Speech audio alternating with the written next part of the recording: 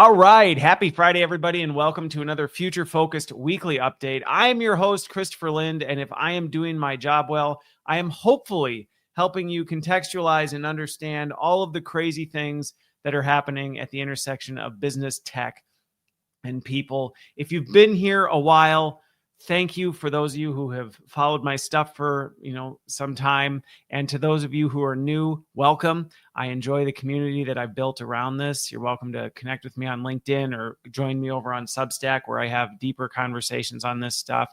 But seriously, I really genuinely do appreciate the community that this podcast has pulled together. So thank you for all your support. If you would, please like, subscribe, share, do all that good stuff. If you really feel like something was helpful, you're welcome to buy me a coffee. But if there's something you're trying to do in your organization, you can also reach out. I have a practice where I go into businesses and just help them make sense of AI and figure out what to do with it so that they get the most out of it. And I love helping people with that. So you're welcome to contact me for any reason. Doesn't matter. All right.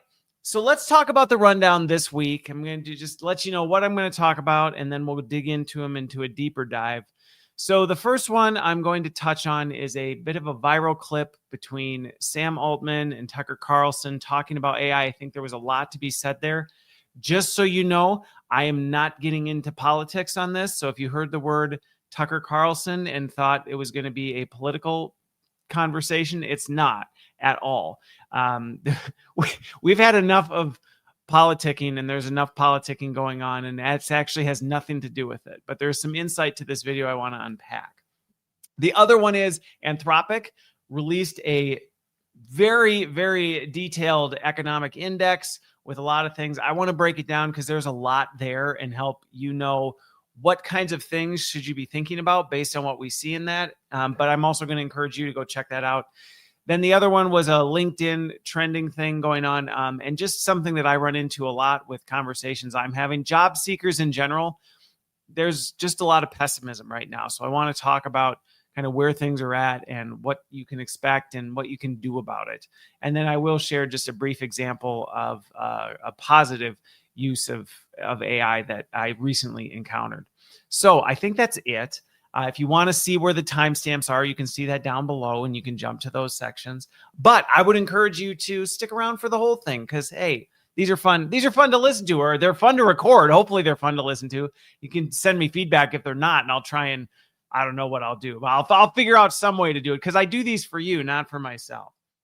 Okay, so let's start with this Tucker Carlson and Sam Altman clip that's making its ways around the internet.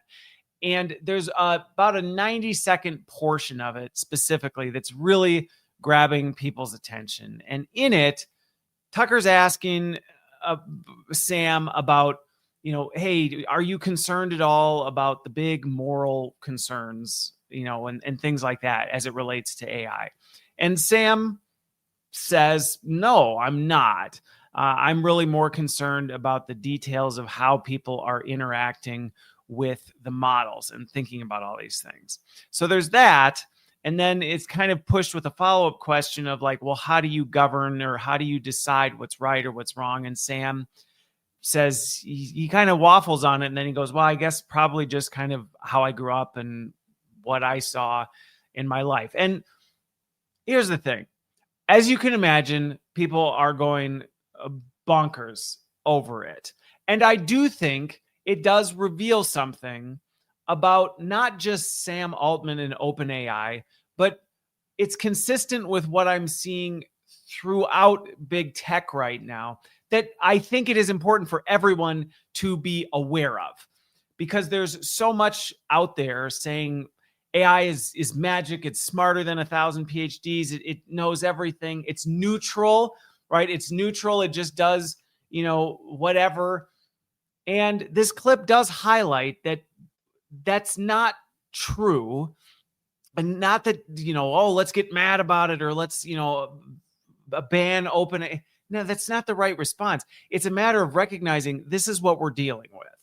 Okay, these are the waters we're swimming in. So OpenAI, the largest AI and probably arguably one of the most powerful AI models out there, and don't take that the wrong way, but you know what I mean, right? It's a big player, and it's being led by someone who really isn't all that concerned about the bigger outcomes, the bigger risks associated. He just wants to make sure it works functionally, in the weeds, which means that kind of big picture lens is not necessarily part of the focus, which that is why I am convinced we're seeing these risks pop up of like, oh no, people are like becoming dependent on it. Oh my gosh, people are being talked into doing these terrible things with AI.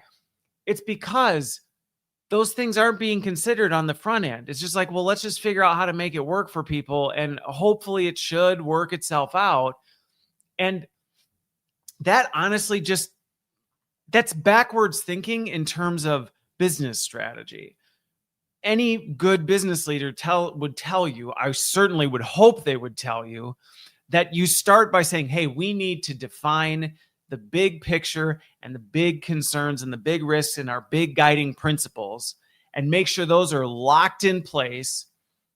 And then we can focus on this.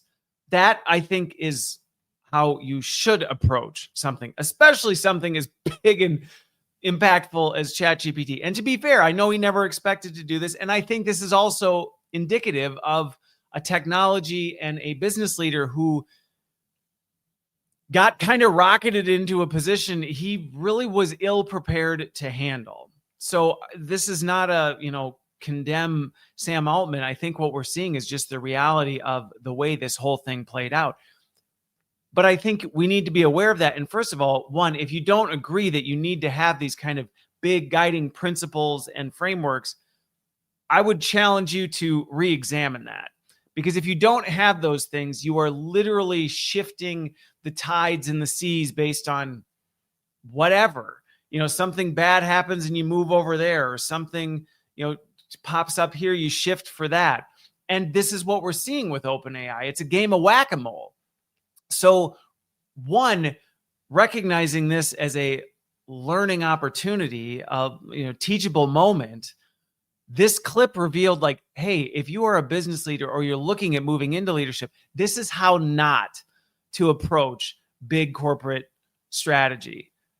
Creating a product that you want the world to use. You don't only focus on it, especially as the CEO. I think that was another thing that but it was just a teachable moment from this, is if you're the CEO and what you're losing sleep over is the nuance of the details of how people are interacting with your product, not that at the CEO level you don't care, but even the way he described it, it's clear he's still getting into those weeds and thinking about that and working on that, instead of going, hey, I'm the leader of this organization, I need to be focused on these big macro guidelines and trends and things like that, so that I can make sure we're steering the ship and avoiding icebergs.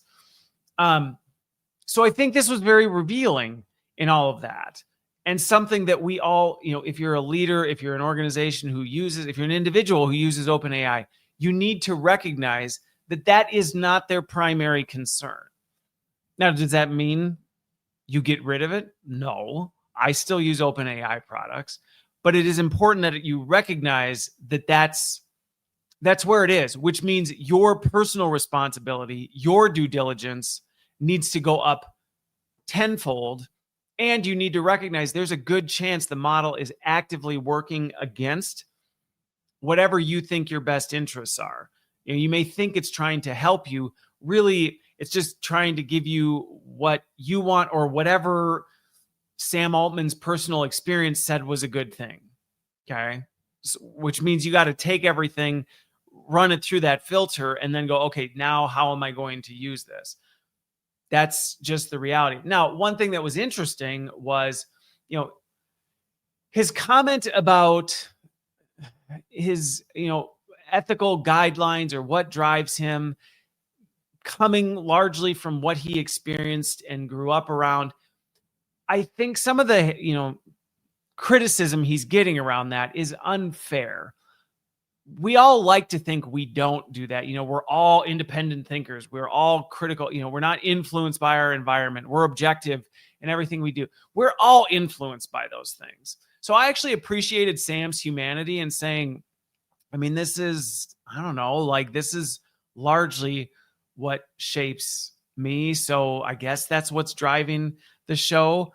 I agree that we should be not concerned, but aware that, okay, that means there's not a real clear answer for what should we expect from this. And if you ask a specific question like, well, how are you training or what are your guidelines for AI on this topic? You're either going to get kind of a waffly, well, we aren't really putting them in, or you're going to get what Sam Altman thinks, what his personal take is based on his shared experience or his own independent experience. Again, does that mean you condemn it and, ban OpenAI? No, because the reality is nobody has your personal standards, your set of values. They're all going to be influenced by their own environment. So to expect him to cater to yours specifically would be unreasonable. But as an individual or an organization, you need to recognize something I say consistently. OpenAI does not have your best interest in mind. It has its best interest in mind, as in, well, what do most people want? What do they think they need? What are, based on our own personal experiences, what are we going to build into it? That may at times be in direct conflict with you. And not that you can't work around it, not that you can't still use the tool, but then bend and filter it back through your own filters, but you have to do that intentionally. It's not going to do it on its own. Now, it was interesting because someone engaged with me on a thread that I was talking about this with, and they said, so what's your solution, Christopher? Are you proposing that, and they were taking the Tucker Carlson kind of political angle. They're like, so what are you saying? We import, conservative or religious values onto OpenAI. And for those of you who know my worldview, you may assume that I would say, yes, make OpenAI a, Christian AI tool. I actually don't feel that way. I don't think that's helpful. I don't think that is the way forward. And so I actually engaged with this gentleman and I said, no, I actually don't think what Tucker seems to be kind of implying Sam's answer should be is the right solution. And that may make some people angry. That may make some people, relieved. Like, I don't know how you'll respond to that. But the reality is it's not about, and let me be clear. Do I think the Bible has the right clear answer for, how we should think about things? Yes, I'm not going to hide that. However, I recognize even my own interpretation of that, and you can't talk to 5 Christians and get the same answer. So to think there's this like one understanding that we can then import onto OpenAI is foolish, which is why I don't think it's about, well, let's make sure that we make OpenAI a Christian AI. No, what we need to do is actually say what we need is a standard. And that standard should be based on a diverse group of people who are coming from different perspectives, who are all committed to compromising, working together towards a solution that works for everybody, that everybody recognizes. Maybe not everything I want is in there, but it is representative of everyone who's part of that discussion. And I think that is more, and that was my conversation with this gentleman was, no, I don't think you need to turn OpenAI into a religious tool. I do think the fact that there's really no bedrock or anchor points or anything, that is concerning, because that means there's no foundation. It's literally a floating, ship. It's not even anchored down. And I think that's the risk. And so, would I have stronger opinions on what certain things would go in than maybe somebody else would, and differing opinions? Of course, we all do. We all have strong opinions and strong beliefs in certain things that we hold to, but we don't accomplish anything by trying to force that on everyone else. And so I think Where I didn't agree with kind of where the conversation was leading was like, here, let's try and show how Sam Altman isn't importing our worldview into his product. I don't think that's necessarily the bad thing. I think what's concerning is there isn't a foundation. Because if somebody has a foundation, you at least can know, hey, do I agree with that foundation or not agree with that foundation? And so I can make decisions accordingly. With OpenAI not having a foundation, just kind of what Sam's experience is, you don't even really know how to make decisions with it because you don't really even know what its point of view or its guiding principles are.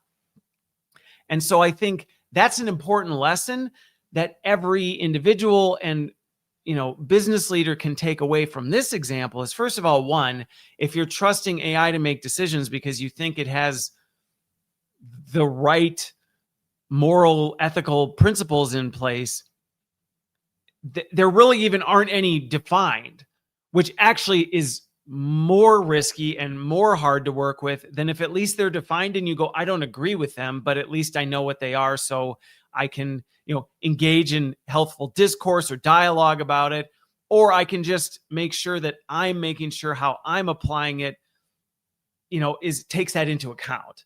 That's it. We don't need to try and force a single mold onto OpenAI from anyone, because then all we're going to do is sit and fight, because we're never going to agree. Even people who think they're on the same side can't agree on anything. So it's a foolish task to try and import a single version of that and force OpenAI into it to then what? Force that on everybody else? It doesn't work. But what is lacking is this clear, here's where we stand, here's how this works, and here's the take that we're embedding and importing into OpenAI. So it's clear for everyone to know, it's clear for people to debate and discuss. It may be something we will be open to changing based on things like that, but it's clearly defined, and it's not.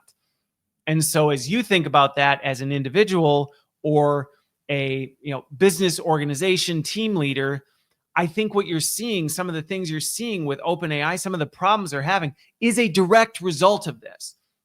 And this isn't just about worldview or AI tools. I'll give you a practical example of where I see this go wrong all the time in organizations.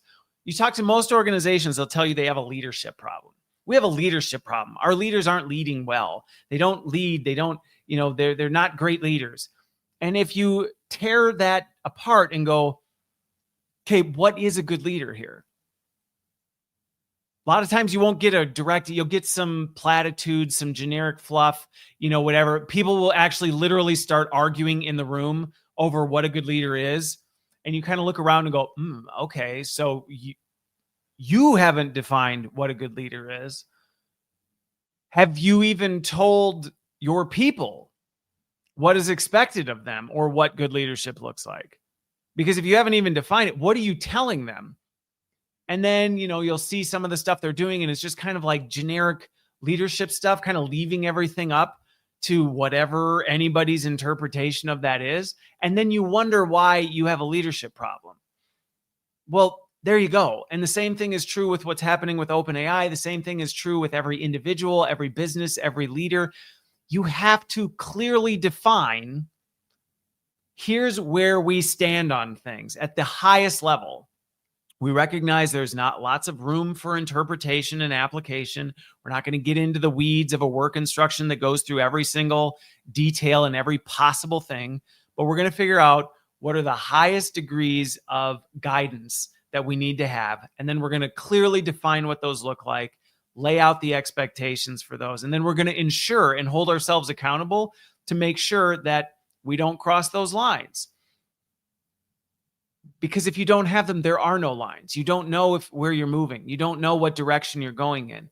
And I think ultimately that's what I walked away from the viral clip that many in the conversation don't seem to be focusing on. It's turned into a political argument over, Tucker and Sam's politics views. And it's like, that's not helpful.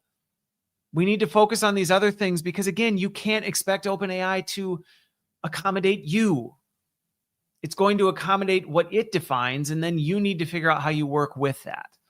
So if you've seen the clip, you can go ahead and watch it. But I just broke down what some of the biggest things are. And I think what some of the biggest things that are being missed from that conversation and what everybody can do with it. And if you're somebody who goes, boy, Christopher makes a good point. We're lacking this, whether it's leadership, whether it's our business strategy, whether it's what we're doing with AI. This is the work that I specialize in, is working with people, not to come in and import my sets of frameworks onto other people and go, okay, so I've decided this is what it is. Now you need to do the same. No, it's to work with people and go, let's figure out and define what this looks like for you. And I don't have to agree with them. There's lots of people I work with that I don't necessarily agree with, but I've helped them define, okay, well, I mean, this is where you're at. So let's make sure that's clear for you. And let's make sure that's clear for your people so that they can work in accordance with those guidelines or make decisions about whether they feel comfortable working within that, and then we can move forward with it. Okay. So there you go. That's kind of now my thoughts on that clip and also what I think we can walk away from with it. Let's move over to the Anthropic Economic Index. Now, let me tell you, if you go look this thing up, it was just released. It's called Anthropic Economic Index Report, Uneven Geographic and Enterprise AI Adoption. Anyway, it's on Anthropic's website. You can check it out. It's long. I will tell you that. It is a long index report. Lots of charts, lots of technical jargon. There's a lot of stuff. Now, I don't tell you that to discourage you from going and checking it out. I would encourage you to go check it out. Go see what it has to say. Go dig in deeper if you want to do that. Fact check me on this stuff. I don't mind at all. And there are things that I'm very open about, the fact that I'm not necessarily here to go, here's exactly how you should think. I'm going to share with you how I'm interpreting what's coming in and sharing the considerations I am pulling from some of this and some of the unexpected things that I'm seeing so that you can think about it and you can make a decision. Now, there are a few things I will say limitation-wise that you should know. Whenever it comes to these reports, anytime you see statistics, anytime you see research, I will continue to encourage you to make sure you understand the limitations of that research and you understand the conclusions of that research. I get so frustrated when I see people take something and then blast it all over and it's like, that's not even actually what it said, or that is a gross misinterpretation, or you did a little bit of your own side math to come up with some of this stuff and it disagrees with even what the researchers said. Now, you have to keep in mind, this report's from Anthropic. So it's looking at their customers, which is underrepresentative of AI as a whole. So if you look at the Anthropic index and go, here is the state of AI, it's not here's the state of AI. There are lots of other models. The capabilities of Anthropic is even different. It's not taking into account image, voice, some of these other focus areas that AI is working in, robotics, stuff like that, right? It's just Anthropic stuff, which is heavily focused on education, safety, research, AI research, coding, things like that. That's their client base. So you're gonna see some limitations in that. There's blind spots related to some of the geography of it. One of the things that I didn't like, but I recognize it's a limitation from Anthropic's end, and they're looking at customer usage. They're analyzing this through, token interpretation and how people are using the model and perceptions of effectiveness. They're not looking at it as value delivered. So any sort of time you see it reference, this is demonstrating it, showing success here, or showing success there. You do have to filter that through the lens of showing success through Anthropic's interpretation, which is, engagement with the model, delivering what people are asking for, things like that. Not necessarily did what they do actually deliver a better result. Like, better to Anthropic is our model gave people what they were wanting to do, type of a thing. Now, the other one that was a little bit fuzzy was the way they talk about automation versus augmentation. Going back to what I just said in my previous point, a lot of these terms get thrown around. AI is augmenting work. It's automating work. What do you mean when you say that? And many times in this report included, that is not clearly defined. When did they separate or determine something was automation versus augmentation. And that honestly is becoming such a blurry line now where we go, has it completely automated work or is it augmenting people in their work? I don't know. That's a really good question. We're not 100% sure. So there you go. So what, even listening to me talk about that, you have to filter it through those lenses. And if you go look at the report, you have to filter it through those lenses as well. Now, here were some of the biggest things that I took away when I went into it. One of the big ones was how rapidly people are advancing in their adoption of AI. So last week I talked about this, that there's this census statistic that's saying like adoption is going down, depending on where you go, the MIT report, adoption's at 90%. These numbers are all over the map. In general, though, one of the things that was really insightful here was they already see people moving very quickly, faster than they even expected, moving past this entry-level use of AI, AI do this for me, to actually working alongside it, which is why it's really important. And I think it's a miss for them that it doesn't differentiate between automation and augmentation. Like there's not clear delineation, because one of their focus points is, wow, people are moving from basic tasks to more advanced usage. And it's like, well, so that impacts augmentation versus automation. But anyway, the point being that people are advancing in their use of AI. If you think about the internet and Google, here's a good example to help make more sense of this. It took a long time before people just started inputting just really basic inquiries into Google. I mean, years and years, people were just using the very, very basic. And even now, still today, if you look at how people do search, most people's effective ability to do search, to even search for something, is really poor. It's getting better, but it's really poor, which is, I think, why they struggled with prompting.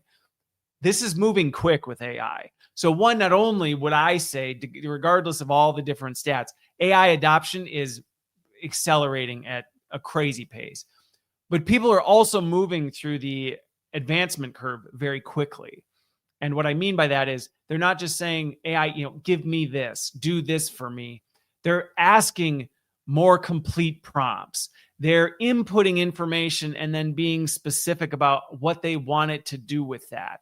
And so it's that advancement, that further, layer of effectiveness is moving up faster than they expected. Now, I don't remember the exact statistics. Let me kind of look. I mean, it had doubled.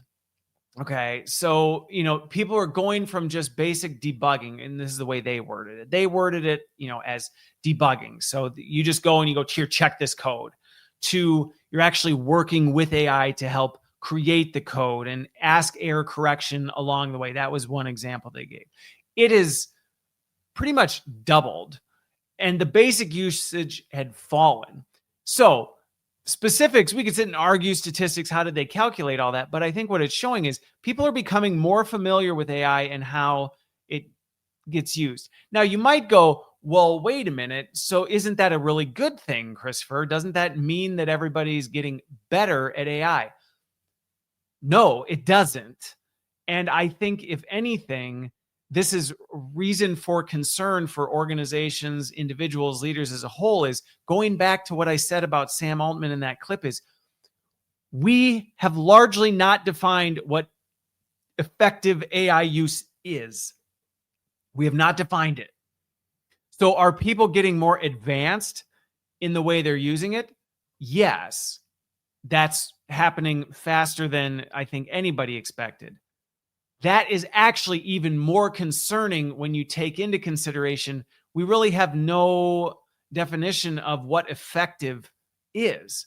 So they're getting more advanced, but if you think about something, let's just think about like a skill you might pick up, I don't know, woodworking, or, some sort of sport or weightlifting, whatever it is. Let's use weightlifting. If you have bad form, but you're getting better at lifting heavier weights with your bad form, that's actually more dangerous now. you're increasing your chance of injury, of developing like habits that reinforce and amplify your bad form. So the fact that it's moving faster than we thought, people are becoming more advanced, and we still don't have those ground lines of this is what good looks like. Let's make sure people are conditioned and trained on effective AI use. What we don't know is they're getting more advanced at what? And that's largely being defined by whatever that is working, whatever they're doing, whatever all this other stuff. So those of you who have listened to me or know me for long know this is exactly why I created my AI effectiveness rating, why I work with people on saying, hey, you need to define these things. Like you need to define what good looks like. Because if you don't have this, yes, people are moving up the adoption curve, but you have no idea if whether that advancement is introducing more risk, causing more problems, amplifying more of your issues, or if it's making them better. This also goes back to the other thing that I do with companies all the time is make sure you're focusing them on the right things. We just assume that people are just doing the right things, but we haven't defined what they should be doing. Well, now they're advancing in whatever it is they're doing. But if you don't know, that could be a really good thing. That could be a really terrible thing that I think everybody should take seriously. And again, not just because Anthropic said this, this is consistent with what I'm seeing all over the place. You know, people are advancing forward, but if you ask the question, advancing forward with what, and how do you know what they're advancing with is adding more value or not introducing more risk? It's met with a lot of like, ooh, I'm not really sure. So all that to say, though, I think one of the positive indicators with this is as people are moving and what companies and individuals are discovering, going back to this automation versus augmentation, is AI does support a better solution when you are actually using it to augment what you're doing. You know, if you're not just saying, last week I talked about the KPMG 100-page prompt. They design that in a way where they go, this isn't designed to be a one-shot thing we run our companies through, you know, our clients through.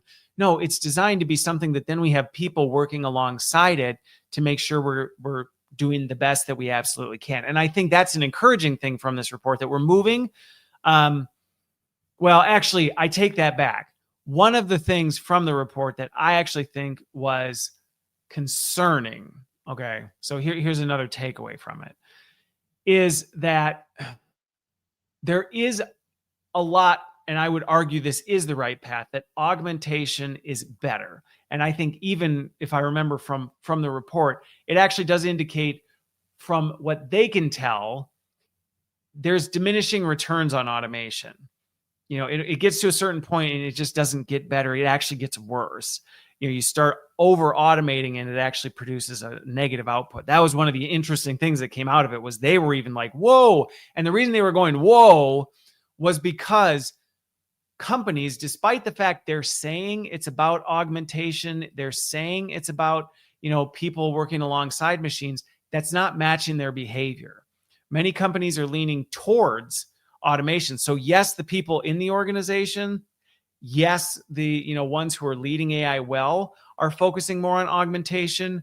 The majority of people, according to this thing, are just jumping to the, hey, like, let's just automate it and trust AI to do it. And that was one of the alarm bells that was ringing a bit, was saying this actually doesn't lead to better results. In fact, we see diminishing returns. So this will contribute to one of my next point that I'm going to talk about, not related to this topic, about the fact that, yeah, the job market right now is not looking really great. And a lot of people are struggling because companies are over automating. They're jumping towards automation. And so if you are a business leader, first of all, one, if you're an individual, that should make you go, I better start really making sure I'm focusing on getting better at augmentation, getting better at knowing how to use AI, getting better at knowing, how I drive better results, and actually measurably better results, not just more and faster type of a thing. But because this is where we are right now. Now, do I think it's going to course correct? Probably, but we're in the stage right now where automation at all costs is kind of the thing. Well, that means we need to pull that back, and we need to be aware of that as individuals. But as business leaders, this report is kind of a warning call going, hey, be careful. Like this, the data doesn't show that produces better results. We see diminishing returns in this. When you just straight automate, you get a lift. And then the more you over automate, the more that lift actually starts to reverse. So it's not just, oh, just get to this point and then it kind of flattens out. It's like, no, you get there and then it starts dropping off again. So if you're a business leader now who's responsible for making decisions, who's trying to decide where to use AI, there is enormous pressure to automate. Enormous pressure to automate. This report would say, not the right path, not the path you should be moving on if you want to see success. Yes, it's acknowledging that's what people are doing, but it is not saying that's what you should be doing. And I think that's one of the things that I'm seeing misreported in here is that, similar to what I said, people are taking things and then broadcasting it. They're going, see, Anthropic says AI is automating all of it. Yes, it's acknowledging that is currently the treadmill we're running on, but it's trying to draw attention to that to say this is not the path forward. So I'm going to really amplify that point because it's the same thing I'm seeing. I'm having to walk business leaders back from a ledge and go, whoa, whoa, whoa, whoa, whoa, whoa. Like, nah, this isn't about just seeing how you get AI to do everything. It's about figuring out how you lean in and do augmentation right and equipping your people with the right tools to be effective, and then clearly defining what you're trying to get them to do to make sure they're on the right track, and then measuring and assessing along the way. So be careful with that, because a lot of the news I'm seeing about that is really emphasizing this. Anthropic report shows machines are taking over jobs at a greater rate than ever before, that we're moving towards automate. It's stating things that, yes, the report states, but that the report is not trying to claim as where we should be going. Okay. Now, the other thing that was interesting was, in here, they talked about kind of the distribution and some of the unexpected things that you would find in this. You would think, based on all the talk about AI and coding and how it's replacing coders and blah, blah, blah, blah, blah, that, you'd only be seeing the lift in Silicon Valley or in big tech or, very specific areas. That actually was not the case. What was really interesting was the locations of this were actually not where you'd expect to see it. It was in fields and industries and locations that you would go, whoa, I wouldn't have really expected AI to be getting lift there. And I think what it's showing is, I actually think you're seeing some of the big tech companies, they kind of jumped on board really fast, and they're already in the diminishing returns phase because they made some of these mistakes. I think what you're seeing actually lines up with the Census Bureau data, which is these smaller, more unexpected organizations where they have more opportunity to do it well, and they're learning along the way. There's not just some big corporate mandate coming down saying like, hey, we just decided that 80% of code is going to be written by AI.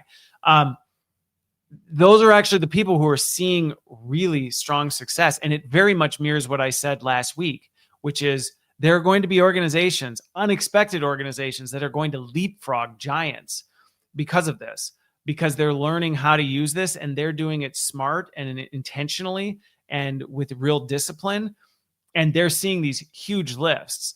So it's not just companies with the big budgets, companies with all the advanced people, companies with all the big capabilities. Those actually aren't the one. This report showing that's actually not where a lot of the big lift is coming from, which very much makes sense and is consistent with what I've been seeing. And again, that's not necessarily something that's popping out all over the place. I'm trying to think. There was a couple other things that I thought were really interesting. Yeah, I mean, one thing that did come through in this that I thought was really, really interesting was this idea that adoption is not necessarily synonymous with diversification of use. That's where you'll see things like the MIT report saying there's 90% adoption. Okay, well, there might be 90% adoption as in people are just engaging with a chat bot.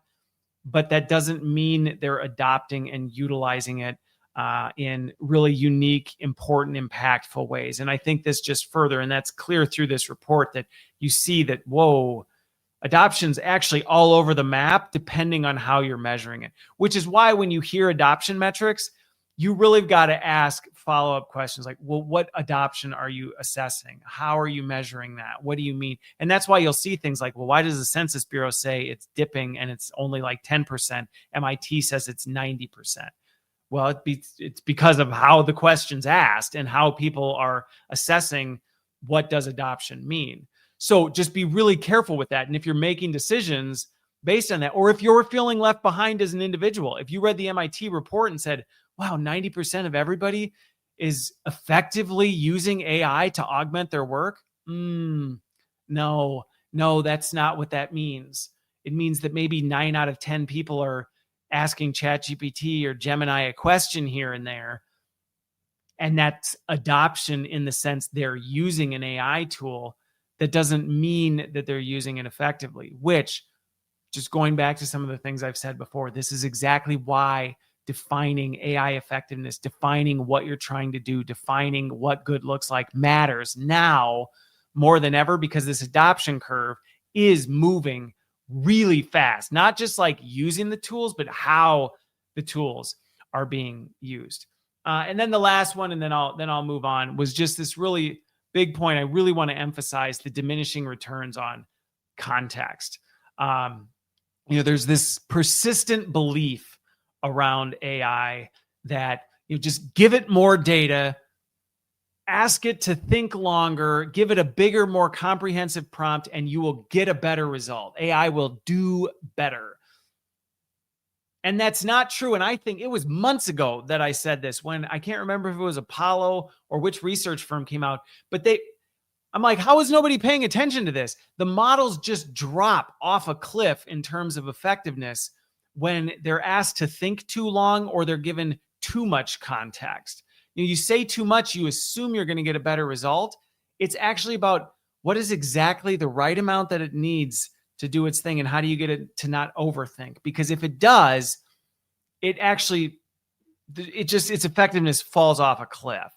And so that is something every individual, every business, every leader needs to take into account. Because if you are becoming over dependent on this and just assuming, well, if I just give it more information, if I just share more with it or tell it more of what to do, or am more detailed in my prompting, it's inherently going to give me a better, more accurate, more effective output. That's actually not true. In fact, the opposite is true. And the report made that very clear. So if you have a corporate AI strategy and your thing is like, let's just dump everything in there so that we get better stuff, actually no. Specialized AI and specific applications of it are proving to be more effective, with the caveat, and I think this goes back to the MIT report, you got to be doing it right. If you're just going, hey, sweet, specific use case, we gave it a specific use case, through all our data on that specific use case, and then wrote a prompt and we're trusting it to do things. Not the right approach. In fact, that might, burn the house down if you're not careful. Okay, so there you go. Those, to me, were the things that stood out the most out of this. I would welcome, hear from you if you take the time to look through it. If you want to challenge some of the things I said, if you have further questions, by all means, reach out. Let me know. I would love to hear your perspective on that as well. The last two, I'll just be relatively brief on. The one on the pessimism, the job seekers fighting pessimism. So for topic number 3, really the headline with this came from a Washington Post report that was just talking about the fact that, kind of the only good news there is in the economic standpoint and the, job front is that employment is stalled and not in a total free fall. So, if you're looking at things and thinking, Chicken Little, the end is near, there's going to be no jobs left for humans in the future, I don't think the data supports that. Are we in a stalemate right now? Absolutely. With more layoffs happening, hiring being really sluggish, just some of the uncertainty with what's going on geopolitically, tariffs, all this stuff. It's a rough time. It's a rough time. There's no denying it. And anybody who's singing sunshine and puppies and telling you, the sun will come out tomorrow. That's fine. I love the optimists and who just always see the bright side. But that isn't helpful if you're somebody who's struggling, who's been out of work and looking for a long time. I have lots of friends who have been out of work for a really long time. And it's not because I had one person I was talking to the other day. They've applied to 846 jobs in the last 6 months. Still, they've had interviews, but just not landing. And then I've had other folks who have been out and, within a few weeks because of, where they're at, they land something. From my perspective, of course, my worldview plays heavily into this, and that these things are out of your control largely. Now, that doesn't mean you just kick back and go, screw it. But I would just encourage those of you out there who may be really struggling. And, if you've been out of work or struggling to find work or in a job you hate, you do start to feel a little bit crazy. You start to look in the mirror and go, is it me? And I don't think that's all bad. I think that's a good thing. I think we all should be regularly looking in the mirror and going, are there things I could be doing differently? Are there things I could be changing? Are there things I could be improving on? Do we have people in our life who are willing to tell us the truth about that? Yeah. And so I think that can be a healthy thing, but I also recognize that can take you down a really dark path where you can start to think like, I'm the only one. Everybody else is having all this success. Remember, when you're reading social media, you're largely seeing people's highlight reels. So just know that if everybody you're seeing loves their job, just landed a job, everything's gone great for them, just remember that's not the full story. And so I see that. I feel you. If there's anything I can ever do to help, to use my network, to make connections, I'm happy to do that. But I just want to encourage people, because this data was discouraging, and I can see why a lot of people are feeling discouraged. And so I wanted to call attention to it, to first of all say, if you're feeling that, you're not alone. Keep going while still evaluating, are there things I could be doing differently? I think more than ever, I saw somebody wrote about this and I kind of went, well, duh, this is always the case. But I think more than ever, they talked about the fact that learning how to learn, adaptability, your ability to pick up new things, to adjust, to tweak, to pivot, is going to become one of the top skills. Now, in my opinion, that's always been a top skill. But what I would say is AI is a catalyst. So that's always, in my opinion, been a top skill. It only just became an even more important top skill. So, yeah, I don't really have and I guess here's the hard news. I don't think this is going to magically get better soon, just so you know. So if you're like, maybe, if we can just get through 2025, 2026 is going to be a better year. I wouldn't bank on that. And so if your hope is in changing market conditions, getting that new job, things like that, like if that's where your hope is, I'm going to warn you, that's not going to last. I have one connection that I know who, this individual thought, hey, if I just land the perfect job, everything in my life will be better. And they got the job, and the job's fine, but things didn't just magically improve. Now, for me, my worldview is very specific into where my hope lies. And so of course I'm going to advocate for it, because, hey, it helps me rock through all these storms and go, yeah, okay. They just kind of crash on the rocks, type of a thing. But I recognize it's not, that's not the path that everybody's going to choose to walk. But I would just use this as a caution. Don't think that 2026 is going to fix this. If we just get the right political leaders in place, if we just get the right legislation in place, if we just get the right, economic things in place, where it's all going to get better. It's not. This is just kind of the nature of where we are. And are we going through a rough spot? We are. And I think acknowledging that allows us to at least grieve and wrestle with it, and then go, okay, but now what are we going to do about it? And I think that's my message to everybody is, if you're in that spot, it's okay to grieve. And if you see somebody who's grieving, don't walk up to them and tell them the sun will come out tomorrow. And, don't. just sit with them, hear out what they're going through. But if that is you sitting in the ashes, sitting in the struggle, my encouragement to you would be take the time you need to be there for a little bit, but then make sure you're focusing on climbing out of that, because you can't stay there forever. The world will continue spinning, and you got to figure out how and what you need to get back up. And it really is not about how many times you get knocked down. It's about how many times you get back up. So with that, I'm actually going to skip the fourth highlight because I actually have some things that I need to get to today. And this has been a little bit of a longer one. The Anthropic stuff and the Altman clip took me a little bit longer than I want to. And your time is important to me. So I hope that you found this helpful. I hope you gave you some perspective on some things that you're wrestling with, that you're seeing.